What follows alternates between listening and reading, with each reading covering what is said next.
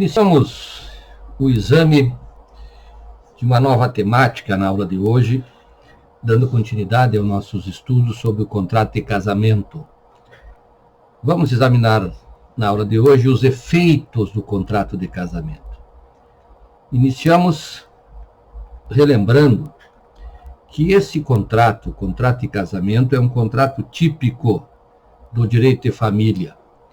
Portanto, se presta para uma peculiar sociedade, que é a sociedade familiar conjugal. E o seu uso tem se revelado como relevante, como importante para aquele que tem um projeto de vida familiar. E isso tudo independe do modelo deste arranjo jurídico utilizado para a fundação da família nuclear. Pode ser uma família heterossexual, uma família homossexual, necessita de ter esse mecanismo jurídico regulado, adequadamente formatado, com uma série de meios protetivos para o grupo familiar. Então, a família, ela deve ser entendida no sentido singular, a família é protegida. As maneiras, as formas, os arranjos que serão utilizados para se dar formatação a esse núcleo, depende dos aspectos sociais, da aceitação social de vários arranjos, vários tipos de arranjos. No caso brasileiro, este contrato é utilizado hoje de uma forma muito tranquila, tanto por famílias heterossexuais quanto famílias homossexuais. Ambas podem ser constituídas e protegidas por esse tipo de contrato. Importante observar também que anualmente milhares de pessoas naturais celebram um contrato de casamento. Esses dados estão disponibilizados no IBGE e são tabulados a partir dos registros públicos, porque se trata de um contrato submetido a este controle. Então, é um contrato muito útil, serve de uma maneira muito adequada para que as pessoas possam realizar os seus projetos de família nuclear, conjugal, com um aparato protetivo já bastante formatado na ordem jurídica brasileira. Então, é um contrato extremamente relevante e importante. Por isso que compreender os efeitos jurídicos que brotam desse contrato é de crucial relevância. E é o que faremos de sequência. Vamos tentar examinar quais são os efeitos mais destacados que o contrato de casamento produz. Como de sempre, temos aqui os textos legais básicos que devem ser lidos, lembrando sempre que a matéria tem assento constitucional, a partir do artigo 226 da Constituição da República de 88, e está então a proteção da família e a previsão de que a família ela se constitui por meio do contrato de casamento, seja ele um contrato de casamento formalmente realizado ou um contrato fático de casamento, chamado de união estável. Também aqui, vários artigos do Código Civil tratam da matéria. Nós vamos então examinar esses artigos ao longo de nossas aulas na noite de hoje. Iniciamos, então, definindo o que sejam efeitos do contrato de casamento. São as consequências jurídicas derivadas do contrato de casamento que atuam nos ambientes social, pessoal e patrimonial dos cônjuges. Então, tratam-se, ou devemos considerar esses efeitos como aquelas consequências jurídicas, aquilo, portanto, que se espera que ocorra na medida que alguém celebre contrato de casamento.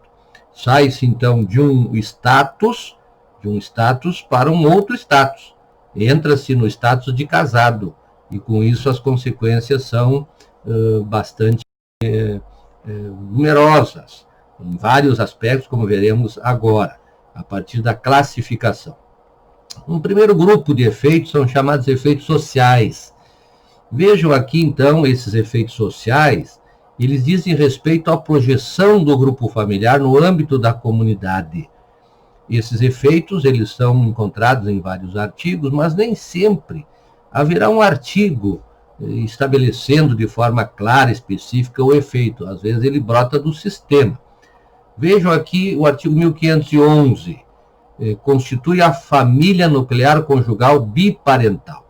Então, o que a legislação diz é que quando a pessoa casa, quando a pessoa... vamos buscar aqui o Código Civil, aqui, para a gente dar uma olhada no artigo, Lei 10.406, vejo então que da celebração do contrato de casamento derivam efeitos relevantes, como já foi aqui acentuado, que vão atuar nessas esferas dos cônjuges. Vejam que no artigo 1565 diz o seguinte: pelo casamento, homem e mulher assumem mutuamente a condição de consortes, companheiros e responsáveis pelos encargos da família. Nós estamos apontando aqui este artigo como um artigo relevante para o nosso estudo, mas eu quero destacar o 1511 nesse momento. Vamos voltar lá ao 1511 para verificar então esse efeito social. É um efeito social, aquele que nós vimos lá também é social, mas eu quero falar dele em outro momento. Vejam aqui, artigo 1511, o casamento estabelece comunhão plena de vida, com base na igualdade de direitos e deveres dos cônjuges. Então, o artigo 1511 é muito claro no sentido de dizer que há aqui uma comunhão de vida, de tal sorte que este efeito é um efeito social, porque ele vai criar esta família nuclear conjugal biparental. Portanto, a partir do momento que as pessoas celebram o casamento, a sociedade passa a enxergar aquele núcleo como um núcleo familiar, que tem, então, uma visibilidade distinta, diferente, se tivesse um outro status. Também dá origem ao vínculo de parentesco por afinidade. O que quer dizer isto, o vínculo de parentesco por afinidade? Vamos examinar aqui no Código Civil, depois com mais vagar, que quando alguém casa, ele então se torna parente dos parentes do seu cônjuge. Então, a pessoa, pelo casamento, ela vai adquirir, vai ampliar o seu grupo de parentes. Vai ter agora, além dos parentes consanguíneos, vai ter também um círculo de parentes por afinidade.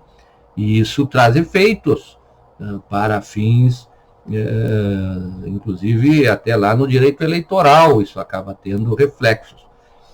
Então, um efeito social. Também o artigo 5º do Código Civil prevê que há emancipação do cônjuge menor de idade. Então, aquele cônjuge que tem menos de 18 anos, quando casado, ele passa a ser considerado como plenamente capaz, continua menor, não há uma antecipação da maioridade. O que existe é uma antecipação da capacidade jurídica de exercício.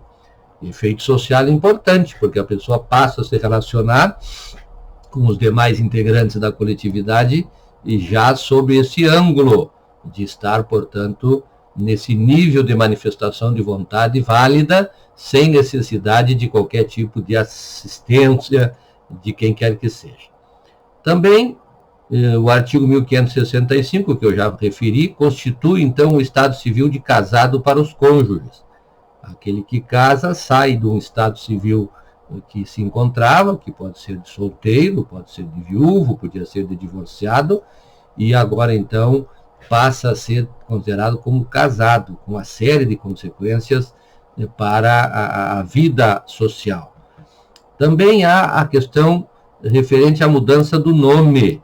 No próprio artigo 1565 também, nós encontramos esta regulação autorizando que a pessoa, pelo casamento, ela pode alterar o nome. Vejam ali, artigo 1565, parágrafo 1º. Qualquer dos nubentes, os que estão para se casar, querendo, então vejam, não é obrigatório, é opcional, se quiser. Recomenda-se que as pessoas não mudem o nome pelo casamento. Mas no Brasil há uma forte prática costumeira da mulher mudar o seu nome mas não podendo mexer no prenome, mede apenas no sobrenome. Poderá acrescer ao seu o sobrenome do outro. Aqui, então, é possível que as pessoas, ao casar, façam, então, essa alteração quanto à sua designação, quanto ao seu prenome.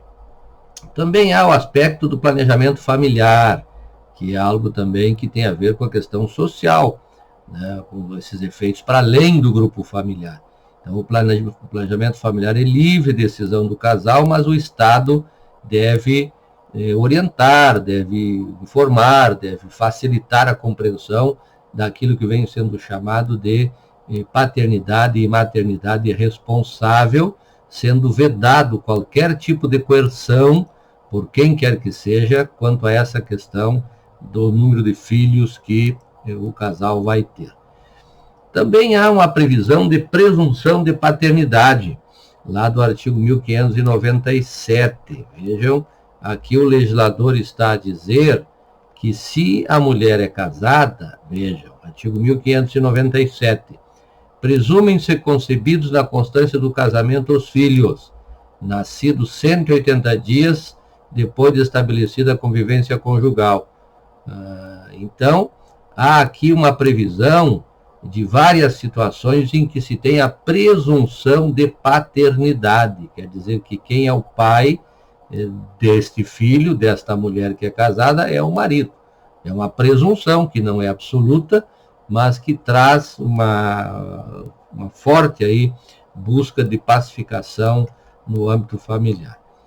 Então, vejam que os efeitos sociais, eles têm esse condão, eles se projetam para além do grupo familiar, atingem, portanto, o âmbito comunitário, como que esse grupo é visto no âmbito social no qual vive. Depois temos os efeitos pessoais, são aqueles de natureza não econômica, que afetam as relações pessoais entre os cônjuges. E aqui vão dizer respeito, portanto, a aspectos da intimidade, da vida em comum. São arrolados, geralmente, desta maneira. Exige-se fidelidade, a coabitação, a satisfação do débito sexual e assistência moral religiosa. Então, são efeitos, portanto, que vão atuar no comportamento pessoal de cada um dos cônjuges. Agora, cônjuges. Os artigos 1566 a 1570 trazem algumas regras sobre isso. Então, o 1566 é que estabelece, são deveres de ambos os cônjuges. Está aqui. Fidelidade, vida em comum, mútua assistência e também a questão de alimentar, sustentar, guardar e educar a prole. Mas esta obrigação aqui já não diz respeito à questão de ser casado ou não. O fato de ter que sustentar, guardar, educar, alimentar os filhos deriva da própria filiação. Então, a pessoa pode ser pai, pode ser mãe, sem ser casado entre si. E isso não afasta essas obrigações aqui quanto aos filhos. Também há a questão do respeito e consideração mútuos. Vejam que são conceitos jurídicos indeterminados. São, portanto, previsões legais, preceitos legais, que são preenchidos à luz da prática costumeira, da tradição, daquilo que se espera no ambiente social quanto a esses deveres. Vejam também ainda aqui, artigo 1567, a direção da sociedade conjugal será exercida em colaboração e sempre no interesse do grupo familiar. Então, não existe uma preferência, um outorga de maiores poderes para um ou para outro, o que então determina claramente que aqui nós temos uma família igualitária e não patriarcal. Então, eis os efeitos pessoais, importante salientar. Esses efeitos pessoais, eles não estão sujeitos a serem buscados pela via judicial. Quer dizer que se a pessoa eventualmente não cumprir esses deveres, esses comportamentos não forem adotados pelo cônjuge, por um deles, em relação ao outro, não há uma autorização aqui para se buscar via judicial. O que se tem aqui é a possibilidade da dissolução desse contrato de casamento. Mas hoje, como está mais facilitado o divórcio, que produz essa dissolução do contrato de casamento, esses efeitos pessoais são mais um chamado à decência, à ética, aquele comportamento que se espera que as pessoas tenham em razão de se portarem de uma forma adequada, de uma forma aceitável, afastando a promiscuidade, afastando situações que enfraquecem e que deixam a família vulnerável, inclusive a situações de violência. Então, são efeitos jurídicos, pessoais, jurídicos, mas cuja poder de coerção deriva mais da consciência de cada indivíduo que adere a esse contrato. Depois temos os efeitos patrimoniais. Aqui aludem àqueles aspectos econômicos que vão dizer do dever de sustentar o grupo familiar de forma econômica, também a questão de obrigação alimentar, o regime de bens, as limitações quanto à disposição de patrimônio e ao direito sucessório entre os cônjuges. São efeitos patrimoniais relevantes, importantes, que devem ser bem entendidos. Quando alguém casa, deve saber que ele está instituindo já, de plano, um herdeiro.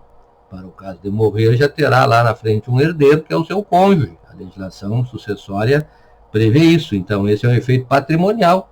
Muitas vezes não é bem compreendido. A questão da obrigação alimentar também. Às vezes a pessoa não percebe que, ao fundar uma sociedade conjugal, tem também agora a obrigação de auxiliar na manutença do outro de acordo com os seus recursos financeiros. Então, esses efeitos patrimoniais são melhor visualizados quando nós estudamos o regime de bens, porque o regime de bens é que vai, de uma maneira mais adequada, mais profunda, mais vertical, tratar dessa matéria. E é o que vamos ver na sequência, 213, regime de bens. O que é o regime de bens? É o Estatuto Patrimonial dos Cônjuges, normatiza a propriedade dos bens, a administração dos bens, o gozo e a disposição dos bens, a responsabilidade por dívidas e a divisão dos bens quando a dissolução do casamento. Então, notem que esse conjunto normativo de regras regulando a questão patrimonial é relevantíssimo para saber o que pertence a cada um. Os bens que a pessoa já tinha passa a pertencer aos dois quando casa, os bens que a pessoa herdar, os bens que ela eventualmente receber por doação, eventualmente receber por um sorteio, aleatoriamente. Como é que se resolve isso, né? Isso deixa para resolver depois ou já tem regras que solucionam? Então, é isso que nós vamos ver agora ao estudarmos o regime de bens das pessoas, portanto, que casam. Princípios orientadores do regime de bens no direito brasileiro. Primeiro, o princípio variedade de regimes. Quer dizer que existe mais de um. As pessoas podem escolher os regimes já formatados pelo legislador, ou podem até mesmo, por via de um pacto antinupcial, fazer uma mescla. Não é comum que se faça isso, mas normalmente as pessoas aderem a regimes já definidos pela lei, regimes que são claramente conhecidos e facilmente compreendidos, de tal maneira que isso também não cria problemas, até mesmo para que as pessoas possam participar do comércio nas relações jurídicas em geral, porque sabemos nós que quando a pessoa é casada, ao se relacionar, ao fazer compras, ao atuar no mundo do consumo, o seu estado civil pode também ser influência sobre decisões dos negócios. Então, variedade de regimes. Liberdade relativa de escolha. O que é isso? Via de regra, os cônjuges estão livres para escolher qual o regime que querem. Terão que fazer isso no processo de habilitação ao casamento. Mas existem situações, que nós vamos ver mais adiante, em que há uma imposição de um determinado regime. O legislador, então, obriga que, em certas circunstâncias, o regime de bens será um determinado pela lei, chamado regime legal obrigatório. Então, por isso, esse princípio, liberdade relativa de escolha. Via de regra, há uma liberdade, mas existem situações nas quais essa liberdade não está presente. Também a questão da mutabilidade controlada. O que é isso? Aqui, aquela situação em que os cônjuges pretendem alterar o regime de bens, mas não querem dissolver o casamento. E podem fazer isso. Existe um procedimento que permite que, por via judicial, mediante pedido de ambos os cônjuges, se possa promover a alteração desse regime de bens. Então, aquele regime que foi inicialmente adotado quando do casamento, pode agora ser modificado, claro que sempre verificando a não possibilidade de prejudicar terceiros, não tirar garantias patrimoniais que terceiros tinham frente a determinados negócios que tenham feito com essas pessoas que agora querem mudar o regime de bens. Então, a mutabilidade é controlada por isso, porque as pessoas não podem fazer livremente, elas têm que ir ao judiciário para no judiciário promover essa alteração, desde que o juiz entenda viável e defira esta mudança. Isso também não impede que os cônjuges possam dissolver o casamento e casar de novo, só que se dissolverem vão ter que fazer a partilha de bens, vão ter que resolver esta questão sobre a propriedade dos bens. Também temos aqui a classificação do regime de bens. A classificação nós temos que estudá-la, visualizá-la a partir de alguns horizontes, alguns critérios que permitem uma classificação útil para o nosso entendimento sobre a matéria. Um primeiro critério classificatório é quanto à comunicabilidade. Aqui implica em saber sobre a comunicação entre os bens já existentes e aqueles que eventualmente vierem a ser adquiridos no futuro pelo casal ou por apenas um deles.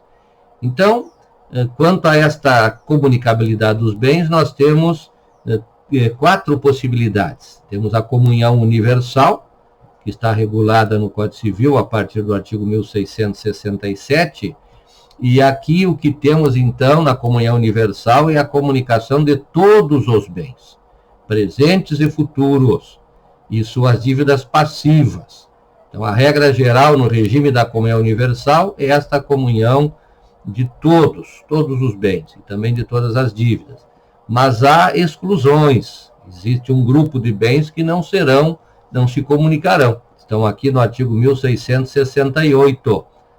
Vejam, então, são excluídos os bens doados ou herdados com a cláusula de incomunicabilidade. Então, quando a pessoa recebe algum bem via contrato de doação, ou herda, seja uma herança legítima, herança testamentária, um bem que vem com a cláusula de incomunicabilidade, esses bens pertencem só a ela, só ao que recebeu, aquele que é o donatário, ou então aquele que é o herdeiro. E, eventualmente, se esses bens forem negociados e forem transformados em outra riqueza, esses novos bens continuam também incomunicáveis. Então, é importante compreender isso. Mesmo no regime da comunhão universal, pode haver bens que não vão se comunicar, que vão pertencer apenas a um dos cônjuges, apenas aquele que recebeu, seja por doação, seja por herança. Também no caso de fideicomisso, não há comunicabilidade. O fideicomisso é um instituto do direito sucessório, no qual alguém transfere um patrimônio para uma pessoa administrar e depois futuramente entregar para um herdeiro que é o verdadeiro proprietário. Então, trata-se de uma propriedade resolúvel, por isso que não há, então, como se aceitar que pudesse haver uma comunicação de um patrimônio que está em nome de alguém, mas na verdade não lhe pertence, porque é isso que é o fideicomisso. Também as dívidas anteriores ao casamento não se comunicam, salvo se elas se referirem a despesas com a preparação para o casamento ou que tenham revertido num proveito comum para o casal. Então, se alguém tem dívidas e casa, via de regra, essas dívidas não são trazidas para o outro. Elas não vão formar agora, ela não vai ser uma pessoa que vai dever aquilo que o outro devia. Não é garantidor da dívida antiga, a não ser nessas situações aqui que foram destacadas no inciso 3º. As doações antenupciais feitas por um dos cônjuges ao outro, com a cláusula de incomunicabilidade. Aqui a possibilidade, então, também de um cônjuge doar ao outro um bem antes do casamento, e com isso, então, coloca ali uma cláusula de incomunicabilidade, de tal sorte que essa doação agora implica nessa transferência que foi feita em benefício daquele outro cônjuge, não permitindo que ela agora se comunique, que a pessoa recupere a metade daquilo que ela doou inicialmente. E também o inciso 5 trata de bens indicados no 1659, lá do Código Civil, inciso 5 a 7. Vejam que esse artigo, 1659, no 5 a 7, trata disso. Os bens de uso pessoal, os proventos do trabalho pessoal e as pensões e etc., também pessoais. Então, esses 3 grupos aqui são os que são referidos aqui no inciso 5 do artigo 1668. Então, o que importa compreender nesse regime da comunhão universal é de que há essas peculiaridades. Via de regra, comunica-se tudo, mas existem exceções. Então, aquilo que incidir nas exceções são, então, afastados quando se dissolver essa sociedade conjugal, que certamente vai se dissolver em algum momento, seja por ato inter vivos, que é o divórcio, seja por causa-mortes. E há que saber, então, qual é o patrimônio daquele que faleceu para poder se destinar aos seus herdeiros. Algumas regras importantes aqui também dos artigos seguintes, da 1669. A incomunicabilidade dos bens não se estende aos frutos, quando se perceba houvendo durante o casamento. Então, esses bens aqui dando frutos, os frutos vão integrar o patrimônio comum. Importante compreender isso. Que mais? Acho que isso tem que se destacar nesse regime. O regime da comunhão parcial. O que temos aqui? Esse comumente é utilizado pelas pessoas porque é o que vale como legal supletivo, quando não há manifestação de vontade dos nubentes. Então, esse tipo de regime tem por regra o quê? Comunicam-se os bens que sobrevierem ao casal na constância do casamento, com as exceções dos artigos seguintes. Então, a regra geral é de que aqueles bens que a pessoa já tinha quando casou, pertence só a ela, forma um patrimônio pessoal, um patrimônio próprio do cônjuge, não é, portanto, um patrimônio comum do casal. Então, excluem-se da comunhão os bens que cada cônjuge possuir ao casar e os que lhe sobrevierem na constância do casamento por doação ou sucessão. Então, vejam que aqui, no regime da comunhão parcial também, aqueles que vêm por doação ou vêm por sucessão, por herança, não se comunicam. Da mesma forma que não se comunicam os bens que a pessoa já possuía. Também os bens adquiridos com valores exclusivamente pertencentes a um dos cônjuges em subrogação dos bens particulares. Obrigações anteriores ao casamento, obrigações provenientes de atos ilícitos, os bens de uso pessoal, os proventos do trabalho, as pensões, meio soldo. Vejam, então, que o artigo 1659 traz um rol de bens que são excluídos da comunhão no regime da comunhão parcial, ampliando ali um pouco aqueles que são excluídos lá do regime da comunhão universal. Entram na comunhão. Aqui, então, uma previsão de que aqueles bens adquiridos na constância do casamento a título oneroso, quer dizer que houve um dispêndio econômico para adquirir, ainda que esteja só em nome de um dos cônjuges, vai fazer parte do patrimônio comum. Bens adquiridos por fato eventual, esse também, a pessoa acertou na Mega Sena, ganhou um sorteio, um carro, ganhou lá num programa televisivo, esse patrimônio então vai se incorporar, porque foi adquirido por fato eventual. Fato eventual. Há muitas brigas, às vezes, com relação a essa situação, porque as pessoas não se informam sobre isso, e há daí uma dúvida sobre se aquele dinheiro que ganhou lá naquele bingo, aquele dinheiro que ganhou eventualmente lá numa loteria, num jogo de azar que eventualmente tenha participado, esse prêmio se incorpora. Também os bens adquiridos por doação, herança ou legado em favor de ambos os cônjuges. Aqui, então, quando a doação é feita para ambos, ou a herança é deixada para ambos, claro, vai fazer parte do patrimônio comum. As benfeitorias em bens particulares de cada cônjuge, aqui também é importante, ó, entram na comunhão. Então, se alguém tem um imóvel e são feitas benfeitorias durante o casamento, o terreno não vai fazer parte do patrimônio comum, mas o imóvel que foi construído, sim. Os frutos também dos bens comuns e dos bens particulares, percebidos na constância do casamento, também vão fazer parte do patrimônio comum.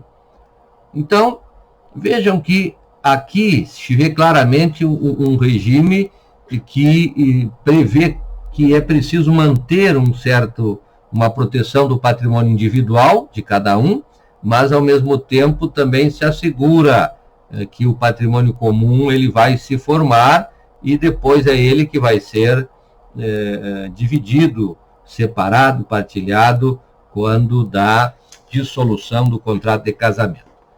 Esse regime, então, da comunhão parcial é o mais utilizado, o que é preferido pelas partes. Nós vamos ver mais pelos nubentes, né? Nós vamos ver mais adiante aí na hora que eles fazem a opção, que isso, então, de uma certa forma, é feito sem maiores problemas.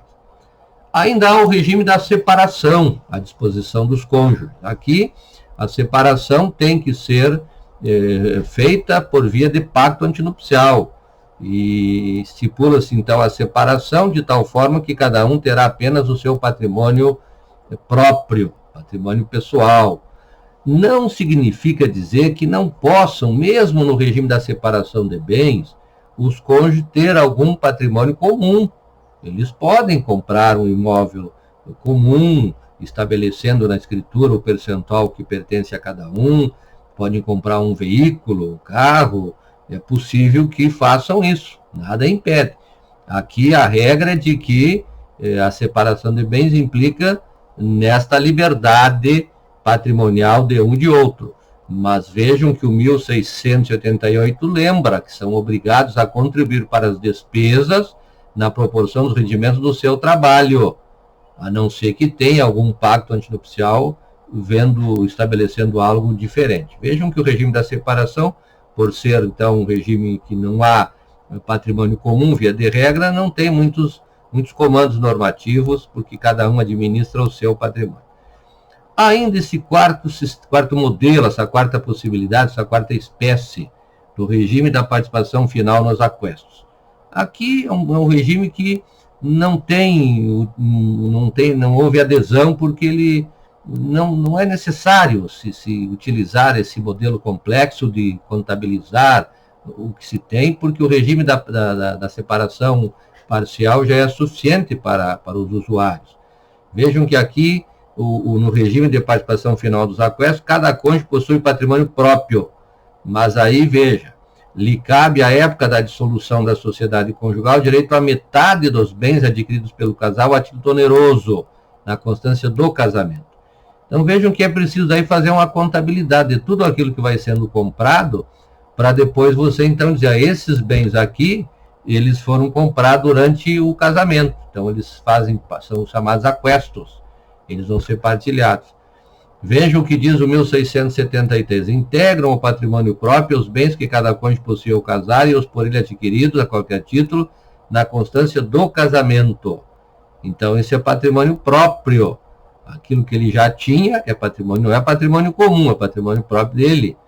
A administração desses bens é exclusiva de cada cônjuge, que os poderá livremente alienar se forem imóveis.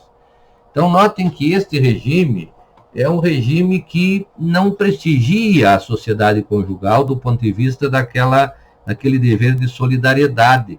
E já nasce com uma ideia de que aquele que tem mais recursos leva uma vida melhor que o outro, a não ser que ele resolva ceder e apoiar aquele que é mais pobre. Não parece um bom regime, talvez numa sociedade que prestigie esses relacionamentos de dependência, parece interessante, mas no caso brasileiro não caiu no gosto do usuário, podia perfeitamente ser extinto, retirado daqui, expurgado do Código Civil brasileiro pela sua total inutilidade. Então, eis aqui os regimes considerando a questão da comunicabilidade. Tem que ficar claro isso, então. A comunicabilidade implica em saber quais bens fazem parte do patrimônio comum. A sua casa tem um patrimônio próprio dela, tem um patrimônio comum e tem um patrimônio próprio do seu cônjuge. Eu tenho que saber, esse imóvel é de quem, esse automóvel é de quem, essa moto é de quem, esse dinheiro é de quem, e essa poupança aqui de 100 mil é de quem, e se a pessoa ganhar na loteria vai para onde. E aí então nós vamos ter que descobrir isso consultando este regime que as pessoas resolveram adotar quando do casamento. O outro critério também importante aqui é quanto à manifestação de vontade. Aqui o regime de bens pode ser convencional ou legal. Convencional ou legal. Convencional quando há uma opção. Os nubentes vão optar por um regime ou outro. Essa matéria está regulada no artigo 1640, está dito ali no parágrafo único do 1640 do Código Civil. Poderão os nubentes, no processo de habilitação, optar por qualquer dos regimes que esse código regula. Então, é opção dos nubentes. Quanto à forma, a maneira de fazer a opção, reduzir-se-á a termo a opção pela comunhão parcial. Então, esse é mais fácil, apenas vai dizer para o registrador que querem esse regime. Agora, se quiserem um outro, que não seja comunhão parcial, tem que fazer o quê? O pacto antinupcial, por escritura pública. Então, tem que se valer, então, do pacto que é regulado aqui no Código Civil, conforme nós vamos observar aqui, vamos localizar aqui, pacto antinupcial. Vejam, pacto, vamos dar uma olhada lá nas regrinhas sobre o pacto antinupcial. Vamos achar aqui, ó, artigo 1653 a 1657. Aqui é regulado o pacto antinupcial. É nulo o pacto se não for feito por escritura pública e ineficaz quando seguir o casamento. Então vejam que esse pacto é, na verdade, um contrato celebrado entre os nubentes antes de casarem, e tem que ser por escritura pública, portanto, lá no tabelionato. E qualquer convenção ou cláusula que tenha nesse pacto tem que se adequar à previsão legal. Nula qualquer tipo de cláusula que tenha no pacto que viole o comando normativo. Então, eis aí a questão do pacto antinupcial. Veja, então, que na sequência do nosso exame da matéria, estamos aqui na questão quanto à manifestação de vontade. Então, o regime convencional, aquele que é escolhido pelos nubentes, ou por opção, manifestação da opção, ou por pacto antinupcial. Já vimos isso.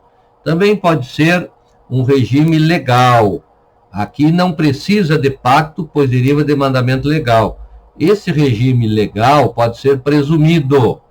Presumido quando? Está aqui no 1640, cabeça do artigo. Não havendo convenção ou sendo ela nula ou ineficaz, vigorará quanto aos bens entre os cônjuges o regime da comunhão parcial. Então vejam, se não tem convenção, ou se tem e ela apresenta defeitos que levam à nulidade ou à ineficácia, o que vigora ali de regime? O da comunhão parcial. Então esse é um pacto, um regime legal presumido em razão dessa circunstância, dessa situação prevista na cabeça do artigo. Ou pode ser também um regime legal obrigatório, do artigo 1641. Aqui é obrigatório o regime da separação de bens, quando as pessoas que casam não observam as causas suspensivas, ou se tem mais de 70 anos, ou se precisa de suprimento judicial para o casamento. Então, nesses três casos aqui, o regime da separação será o regime legal obrigatório. Então, esse é o segundo critério que diz respeito quanto à manifestação de vontade. O regime de bens pode ser convencional, pode ser legal, nesse formato que acabei de apresentar aqui na sequência. Também uma palavra ainda sobre o bem de família. Vejam que estamos estudando aqui os efeitos do contrato de casamento. Nós queremos saber, então, quais são as consequências mais destacadas que emergem do contrato de casamento. E esse bem de família é uma consequência, está previsto no artigo 1711 a 1722, mas também o bem de família é regulado na Lei 8.009 de 90. O que se quer com esta figura do bem de família é proteger aqueles bens mínimos para a sobrevivência da família. O imóvel lá onde moram, com os bens que guarnecem esse imóvel, aqueles bens mínimos para uma vida digna. Não poderão ser daí penhorados por dívidas, não poderão ser tomados do grupo familiar para proteger a família. Essa noção de bem de família, a partir da Lei 8.009, já evoluiu, inclusive, para a proteção, inclusive, do indivíduo solteiro. Mesmo a pessoa solteira também está protegida pela Lei 8.009, o seu imóvel onde reside é também impenhorável, salvo aquelas previsões da Lei 8.009 que admitem a possibilidade da sua penhora. Então, aqui, no artigo 1711, há essa previsão. Podem os cônjuges ou os conviventes, quando fala em entidade familiar, refere-se a conviventes, utilizando-se escritura pública ou testamento, destinar parte de seu patrimônio para instituir bem de família. Agora, veja, não pode ultrapassar 1/3 do patrimônio líquido quando se instituiu, mantidas as regras sobre a impenhorabilidade do imóvel residencial estabelecida em lei especial. Então, aqui o que temos, essa lei especial, é a Lei 8.009, que já então protege o imóvel único que a família tem onde mora. Portanto, muitas pessoas não se preocupam com esse bem de família voluntário, que é esse aqui do CC, porque tem o bem de família legal, que é o da Lei 8.009, que é um bem de família, então, que o legislador determinou que ele é garantido, que não pode ser tomado por dívidas, a não ser aquelas situações peculiares previstas na própria Lei 8.009. Muito bem. Com isso, nós, então, encerramos aqui a análise dos efeitos jurídicos do contrato de casamento. Importante, então, que fique assentado. Esses efeitos, eles asseguram que a família quede protegida, que a família possa funcionar de tal maneira que as pessoas que criaram a família usando o contrato de casamento, servindo-se do contrato de casamento, comportem-se adequadamente, comportem-se de forma que o grupo familiar possa ter sucesso no seu desenvolvimento, na sua caminhada como um projeto existencial. Então, eis aí os efeitos jurídicos do contrato de casamento. Vamos agora às atividades de estudo dirigido, vamos para o questionário e depois para a nossa síntese pessoal, mas antes, claro, o nosso encontro em sala virtual para a discussão, para a análise do questionário e dessa própria videoaula. Bons estudos!